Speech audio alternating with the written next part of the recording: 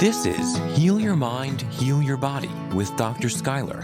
Discover how your thoughts manifest disease and what you can do about it. Here's your host, Dr. Schuyler.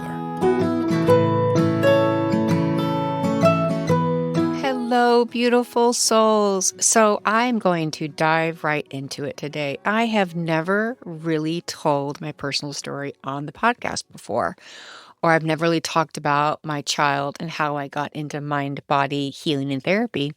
So I am going to tell the story from my book's perspective, the book coming out, Empower Your Child to Heal. This really raw, vulnerable story of how I fully healed from symptoms of MS, how my child was diagnosed with arthritis of the spine and hips after she had COVID and a couple of vaccines, and how her health tanked and how it's helped us like millions of other parents. So, I healed from multiple sclerosis and I've been helping kids with mind-body diseases get better since 2017. So here's my story. And if I tear up, well, that's just life. I've learned to repurpose my pain. So my tears come a place of relief and gratitude. So before I also want to start this, before I start revealing these dark, deep skeletons in my family's history, I really want to put a little shout out to my mom. And I did read this book chapter to her. She's 87 years old and she's currently winning the battle with cancer right now. And, it's difficult as an adult child to tell your adult parent, hey, I'm writing a book and a podcast and I'm revealing my deepest, darkest perspectives of my childhood. So in true unconditional mommy's love, she just said, sweetie, she actually said Wiz, that's her nickname for me, Wiz, just write your story, write from your perspective. And that's all that's important to me. And if your voice, your word helps one person in God's name, then I'm okay with whatever story that you share. So I kind of want to tear up because to ask a mom to allow me to share some stories that led to my disease process in order to help other people, I think that's a very selfless mother's love. So I deeply want to thank her for supporting me and pretty much revealing some dark things. So I'm going to start how I was sick. And it was, 20 some odd years ago, I was on the desert, this remote desert Utah floor, and I went for this walk and I fell to the sand and I just started sobbing and just sobbing.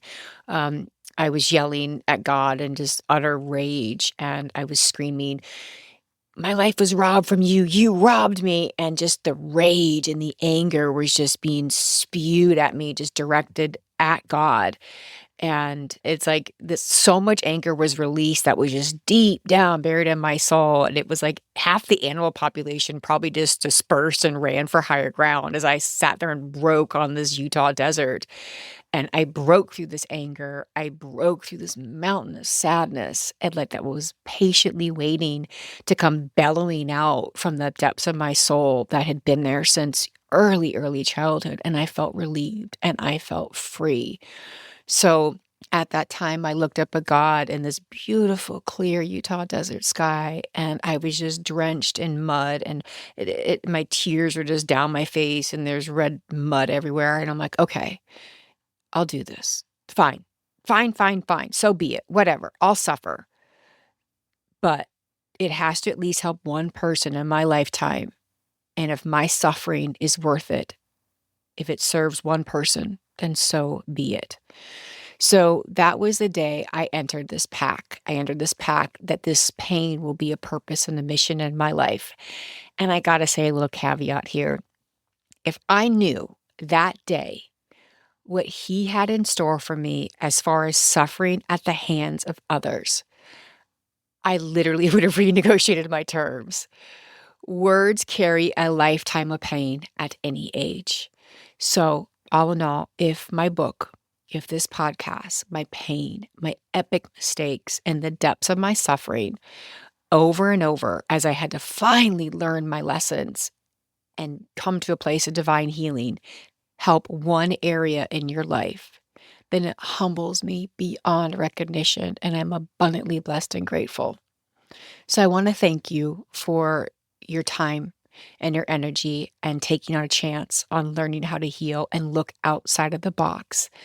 And I have learned the very, very hard way that my truth, my time and my energy are very valuable and they're very worthy, even if I was told by a broken unicorn that I was not. So, this is my story. It's raw, it's open, it's real, it's painful. So, this is an excerpt of my book. I just wanted to be loved, and I knew how to get it, even as a 5-year-old. A tomboy who'd rather climb trees and play dolls. Unfortunately, my mother wanted me to fit her paradigm of pretty little girl, but I learned that the hard way. One Sunday, she dressed me up in pigtails and my Sunday best. While waiting for her, I went outside to play. When it was time to jump in the car, my mom noticed I'd scuffed up my dress, and her face transformed to an angry frown. "You're so dirty!" she yelled from the front seat. "How could you do that?" I seriously could not relate to her outburst, so I just stayed silent. As we entered onto the road, she pulled over and told me, "Go home. Just go home. Get out of the car," she yelled. So my little 5-year-old self got out of the car and she pulled over in front of the neighbors after she pulled over the neighbor's house. I knocked on the door and this friendly woman answered. "Hello, darling," she said in a soft tone. "What are you doing here?" "Hi," I said sheepishly. My mom told me to get out of the car." "Oh dear," she said. "Come on in, let's talk." She made me a sandwich and brought me a glass of milk, and I couldn't figure out why she was being so nice to me, but it felt nice. She called my house, left a message, and eventually my mom showed up to bring me home. That is when I started to figure out how to be loved. I had to look a certain way. I had to act a certain way. And for my mom, if I needed to look like a pretty little girl. And for others, I needed to look injured and helpless. So this part of me was like, aha. Remember, this is a 5-year-old little mind. This 5-year-old mind's like, aha, this is how you get love. So my subconscious mind seemed to instill these beliefs. Remember, the first 7 years of life, we walk around in a subconscious state of being. So throughout elementary school, I had fake injuries, stomach aches, and other illnesses because I got my mom's nurturing side and I absolutely craved it. I began to feel worthy and I began to feel important, even if I was cheating the system. And I began feigning physical ailments to obtain nurturing. And this is what I later call in the book secondary gains. So throughout my childhood, however, these fake conditions began to appear as real. And I was secretly loving it, to be quite frank. So I'm going to fast forward a little bit to how I started to get sick. So remember, I got this childhood where I'm gaining this. I have to look perfect and pretty and well put together. And then if I'm a victim and I'm helpless, I'm going to garner this love and nurturing and people please, make everyone happy. And this is something else that's talked about in the book. People pleasing is a form of self-abandonment, and self-abandonment leads to disease. So fast forward, I'm 27 years old and I'm actually training to be a boxer at Sugar Ray Leonard's gym in Las Vegas. And a famous boxing referee, Richard Steele, was actually my coach. So I was starting to get quite accomplished. I trained with a couple of champs, actually working my way up, and I decided to become a professional boxer. So I trained for hours. I'm talking like 4 or 6 hours a day. It was pretty intense. And after a really hard 4-hour workout, I just fell over and my body shook in these uncontrollable tremors. It felt like I was having this seizure and my body was just this violent convulsions and this pain just coursed through my body and there's nothing I could do about it. And I just laid there sobbing on the floor and kind of crawled my way up into the bed. And at the time I was married before we had kids and my husband's like, honey, what's wrong? And I can't talk. There's no words are coming. My brain is racing. It's called aphasia. It's inability to speak. It's this neurological process when you have words in your head, but you can't say them. So I'm having this neurological massive reaction. He's a big guy, so he just lifted me up like this little rag doll and put me in the car. And I was immediately admitted into the hospital. And I remember them saying we need to move her to ICU. And then I don't remember much. And then I remember getting pricked by a needle. And I was so anemic at the time, they had to give me 2 bags of blood to bring me to a sense of consciousness. So I come to this consciousness, I'm a little more alert, and this doctor comes in, and I am so comfortable saying his name, but it's Dr. Jones in St. George, Utah. This is also documented. He comes in, and he was a resident neurologist, and he's like, "Can you understand me?" And I'm like, I nodded, I could understand him. And a condescending tone, he goes, "Now I'm going to clean up this language because children in the car, but if you have a child in the car, please just kind of mute this, but I won't use the actual word."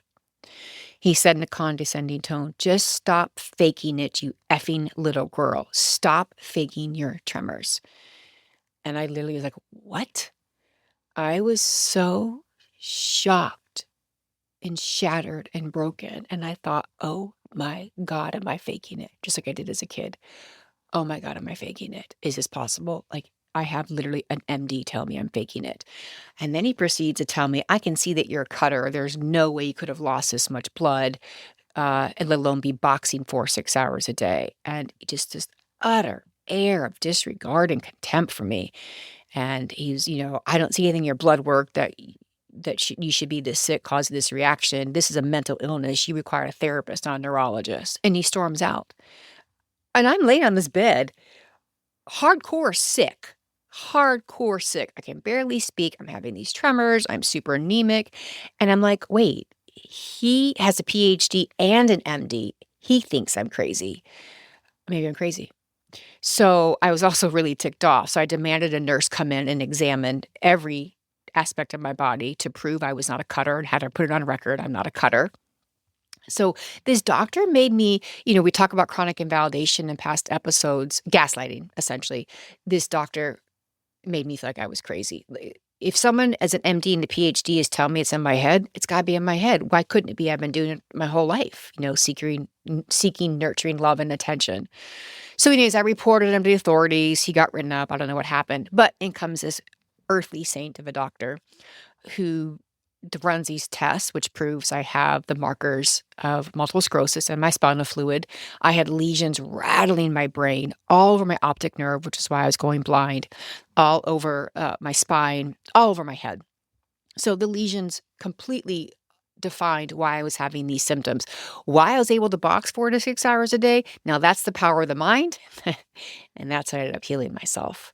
But at the time, my journey wasn't over. So going from this prognosis of this normal life, I was going to school, I was married, I was working out, and I was training to be a nurse practitioner. And all of my dreams just fell. Like, my husband at the time loved to travel and we wanted to have babies. And I was told you can't have babies. So then I started to wonder, okay, well, I'm this useless blob of a human laying in the bed, slowly deteriorating, wheelchair bound, told I'll be dead by the time I'm 50. My husband's going to leave me. There's just no possible way he's going to leave me. And I felt completely robbed and betrayed of my body. And I loathed what I had become, this blob that required this special handling the rest of my life. So the world as I knew it was completely shattered. So when I talk about the mind-body connection, I'm not just talking from this clinical perspective. I am talking from someone who has suffered from the depths of Hades and has crawled my way back more times than I ever care to count. So back at that time, I was still in this secondary gain that I talked about before, and I'm attachment style, which I talk about a lot. I said to my husband at the time, I just wish my mom was here. I want my mom. And I started to fade into this obscurity of, what am I going to do? So my husband called my mom, and we live in Utah, and she came from Arizona. This all too familiar rescue mission was set into place.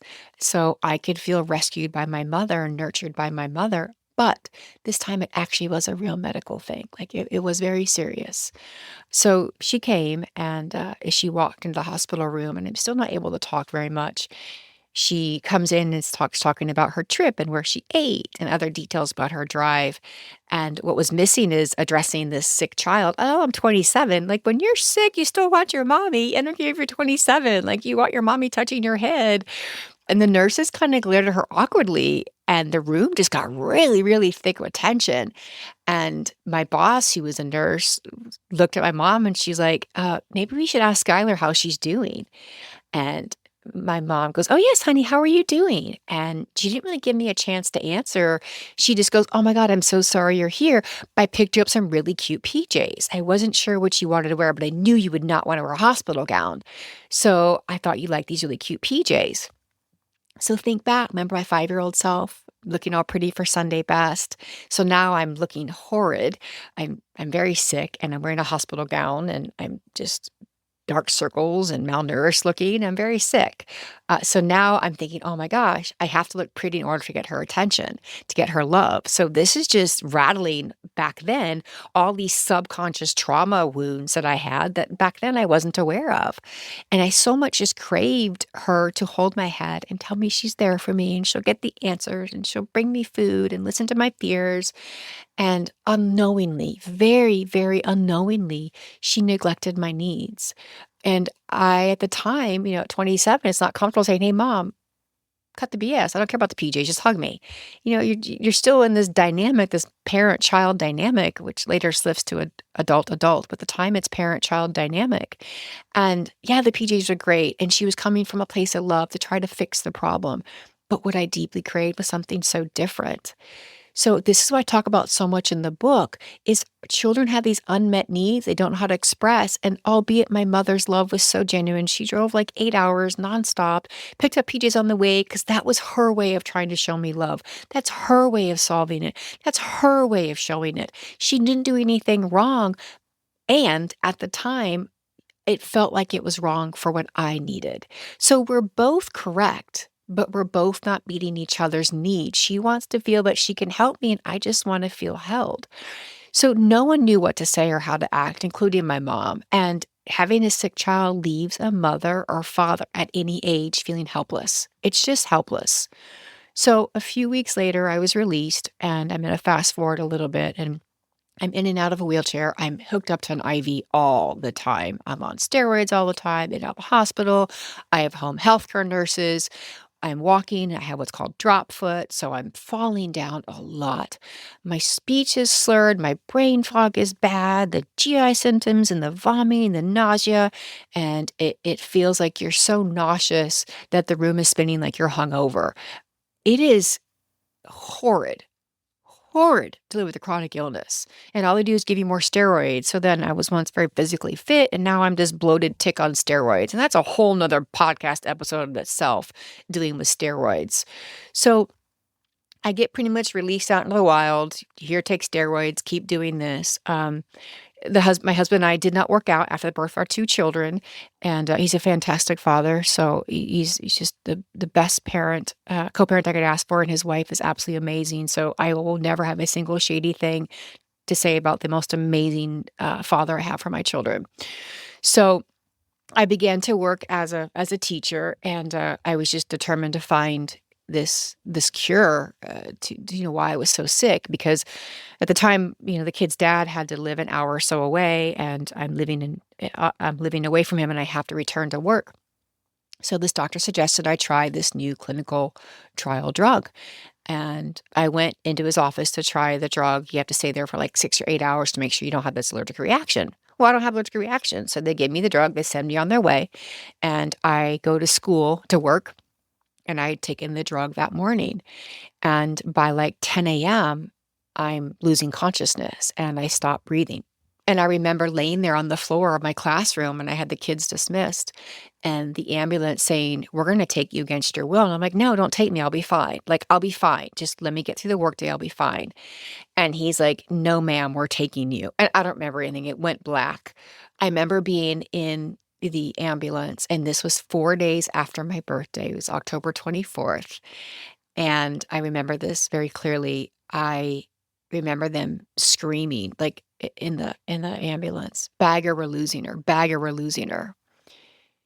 And I'm thinking, what do they mean they're losing me? I'm like right here. Can they not see me? And this isn't making logical sense to me. And the guy goes, "No, stop. Give her 30 more seconds." And they're like arguing, "No, we're losing her. Bagger." I had realized I must have stopped breathing because they're arguing over my body that I'm not breathing. So I can kind of hear them, but I can't really hear them. Like, I'm there, but I'm not really there. But my ego is still attached. Like, I didn't want to go to the light or anything. And I remember just saying, "All right, you got to breathe for my kids' names." I kept saying, "Ella Lily, breathe. Ella Lily, Ella Lily, breathe for Ella Lily. Breathe for Ella Lily. You're not breathing, Skylar. Breathe. You've got to breathe." And I remember yelling at myself, "Breathe, breathe." And then it just goes black. I don't remember anything past that. I do remember waking up hours later, and my kid's dad, bless his soul, I don't even know how they contacted him. I need to ask him, by the way. I've never asked him this. He's laying there holding my hand at my bedside, just sobbing. And the man next to me is actually having a heart attack and dying, so they're panicking about him. And I thought, "Okay, I must have breathed, like, I made it, I'm here." So, a short hospital stay after that, all we had to do was wait for the meds to leave my system and monitor me. That was kind of a no big deal once the meds left my body. So, I had to go home, and he had to go back to work. He can't stay, he can't stay there and take care of me, albeit he would have in a drop of a hat. He had to go to work because he was still supporting, 2 homes. And I had 2 babies under the age of 2 at the time, so I needed help managing day-to-day tasks. Because if anyone who's had a near-death experience, you're pretty tired afterward, not even just the emotional toll, but, like, your body's a little tired. So, I called my mom who was visiting at the time, and I said, "Hey, I not to alarm you, I'm okay, but I just had this near-death experience. Can you come watch the babies for me? I just got out of the hospital again. I had this really bad reaction to the drug, and I stopped breathing, and I nearly died, and I just need to sleep. Like, I just need to sleep and kind of process what happened." And, she said to me, which is up this is up to debate, but I've matched the timelines. "I'm sorry, honey, I'm busy. We're going skydiving." And, my heart sank. And I thought, "Okay, I gotta handle this on my own."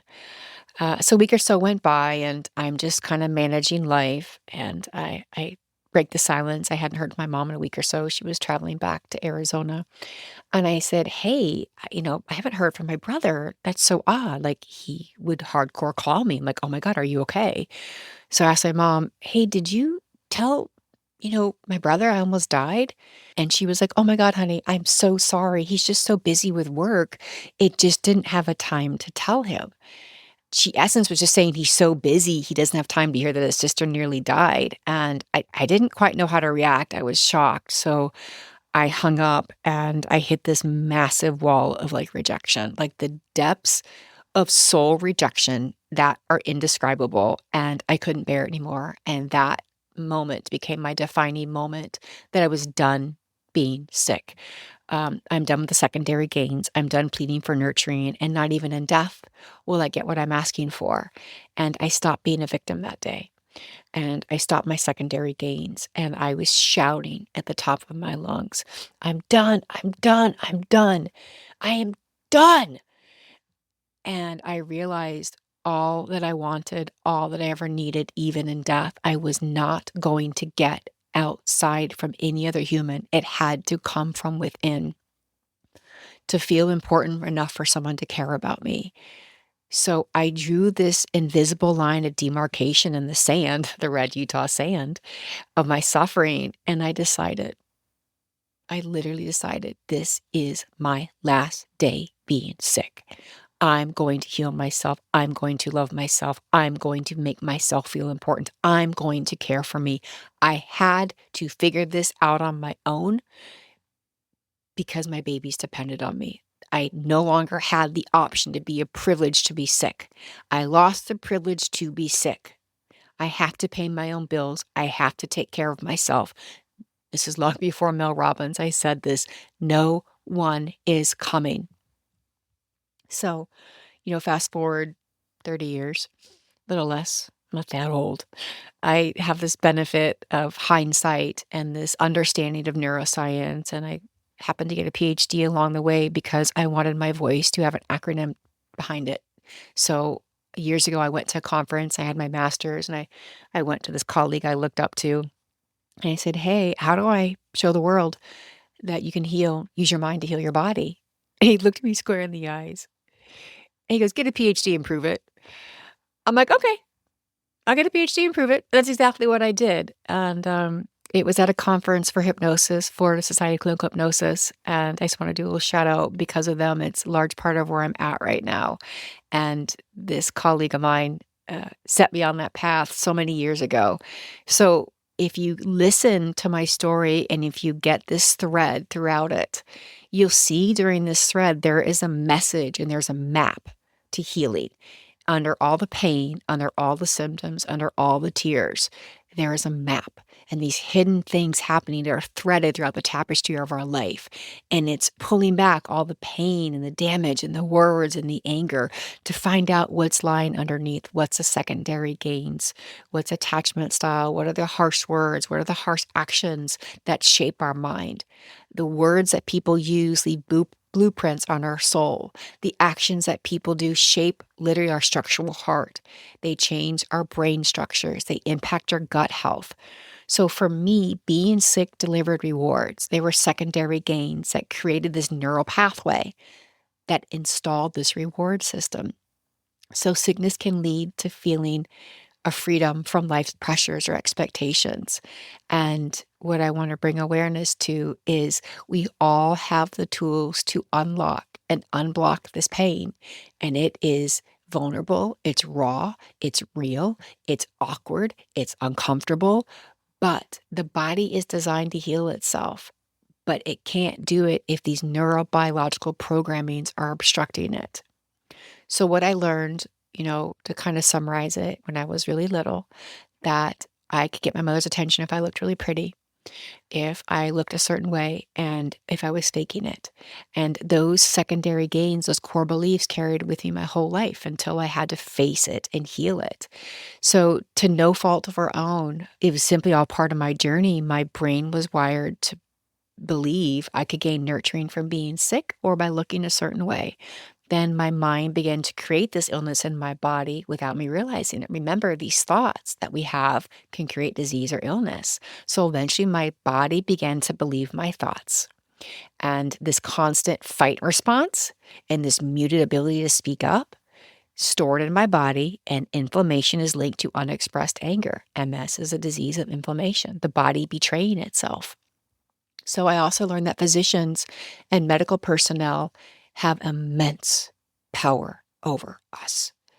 And it's not with their diagnosis or their treatment, but their words, their bedside manner, their words. We have so much reverence and respect for physicians. So their words feed our consciousness and our subconscious, and we can get sicker or we can heal. So in my case, the secondary gains in the experience with that one dreadful neurologist colliding in this perfect storm of deterioration. So this isn't the case for everybody. This is just my story, my secondary gains. There are so many other secondary gains. So I literally had to write this book because kids are getting sicker and sicker. And one of the main reasons is to avoid life's pressures or to seek parental approval, or they worry themselves sick trying to prove they're worthy or that they aren't a disappointment. And in turn, they exhaust themselves trying to be overachievers, chronic people pleasers, and they're running on fumes, or they just completely shut down and they go to the room and they don't get off their devices. And you have to pry them off their devices. So living this repressed anger and foreboding fears, and it all depletes the gut health and the immune system. So three main reasons when I see kids that are sick, three main reasons, the secondary gains. Desire for nurturing or focused attention, which as you know was mine. Avoidance of immense amounts of perceived pressure, and high anxiety parents or dysfunctional family dynamics. Now, before you go and think, not me, hey, I laugh because, yeah, it's all of us. Let's just be honest about we are humans and we're deeply flawed. Or you say, oh, it's in my kid's head. That's going to make it 10,000 times worse. I promise you that. They'll double down and get sicker. It's when you start understanding that secondary gains, what your child may be experiencing to have their needs met, how to deactivate their overactive limbic system. They're always running for something. They're always want to argue about something. And in this book, I get over how the power of silence and fostering safety and autonomy actually can shift your child from anxious gut and autoimmune issues to safety and wellness. Because if we can think and believe ourselves into feeling worse, which is what I did, and then it was reinforced by gaslighting and chronic invalidation and secondary gains and attachment styles. This is what I asked myself that day when I was done being sick. If I got myself so sick, why can't I get myself better? I knew at that moment that I had faked so much, but also had real symptoms. But faking a tummy ache to have mommy pet my head, I was 10 years old, that's real. And I knew in the back of my head at 10 I was faking it. But then my body began to listen to those thoughts. We know the body listens to the mind. And I really want to give this really good example. You have a nightmare and you wake up and you had this horrible nightmare. I don't know, your teeth fell out. You're going to check and see if your teeth fell out. Or you have a nightmare that your partner laying next to you cheated on you and the poor innocent soul didn't cheat on you, but you're getting yelled at. What'd you do last night? And the person's like, I was laying next to you all night. Well, my dream, I dreamt you cheated. And you feel this feeling like they had done you wrong. All your brain did was imagine that something happened and your body listened. So rewind to my story. I'm just imagining being sick. I remember like trying to fake a fever. Now psychogenic fevers are real. We actually can create fevers with our mind. So if we can think ourselves into disease, that day I said I was done, that line of demarcation, I asked myself this question: why can't I create wellness? Why can't I? Why can't I make myself better? A 50,000-foot view of my story. Actions and words damage others. Adverse childhood experiences impact our health. The way we create compensatory behaviors to meet our basic needs, even getting sick, running from pain, our body secretly begins to betray us. So when we can't find these answers to gut disorders, we can't find these answers to autoimmune, these undiagnosed mysterious illnesses, let's start looking outside the box. I've done a deep dive into my own soul, my own psyche, all my issues, patients I treat. I did it from a personal perspective and clinical perspective. And there's structural brain damage that occurs, and there's heart damage that occurs from words and actions. So if you're sick without any known medical cause, it's time to look outside the box. Let's really take a serious look at the mind-body connection, and not just from nutrition perspective or mold, which albeit those are absolutely major players in the game. Let's look at things that no one's talking about, and this raw, vulnerable, real perspective on how much pain can cause disease.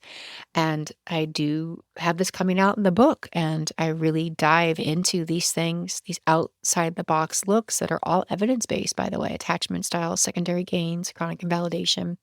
These are all evidence-based. It's not just some anecdotal story. It's a lot of neuroscience, but it's just coming in a manner in which you can unpack and understand it. Even if you don't have a child, I've got a lot of patients who don't have children who I've given them excerpts of the book, and they're like, oh my God, that understands my childhood and how I got sick. So it's coming out October 20th. It's Empower Your Child to Heal. It's what's on pre-order Amazon right now. And it's launching on my birthday. And one of the reasons why it's launching on my birthday, and another personal story, my birthday last year was probably one of the worst of my entire lifetime. And I met with my developmental editor that night, and David Jar, and he agreed to take me on to help me develop this book. And I thought, okay, this is a new chapter. And I wanted to repurpose the pain, which I talk about so much in the chapter, repurposing pain. I wanted to repurpose that pain and release this book on my birthday to celebrate life and to celebrate journeys and to celebrate pain. And that repurposing the pain and mastering emotions is one of the keys to wellness. So free stuff on the website, stuff that I talk about. It's on drskyler.net. And I'm going to use my Southern accent here, but y'all, thank you for, allowing me this space and place to get so real and honest. And if someone doesn't charge the way talking about these kind of darkness of healing, I don't know who is. So I'm just going to go for it. And I hope you all enjoy the book, and abundant blessings, everybody. Thank you for your time. I feel so grateful you have listened to the end. When we begin to understand how our body manifests stress, trauma, depression, anxiety, and even unexpressed emotions, we then create a space and bandwidth in our minds to begin to heal our bodies. Healing is a decision, and I am grateful for yours. Abundant blessings, Dr. Schuyler. To learn more about the work Dr. Schuyler is doing, please visit drschuyler.net. That's drskYler.net. And remember to subscribe to this podcast wherever you like to listen.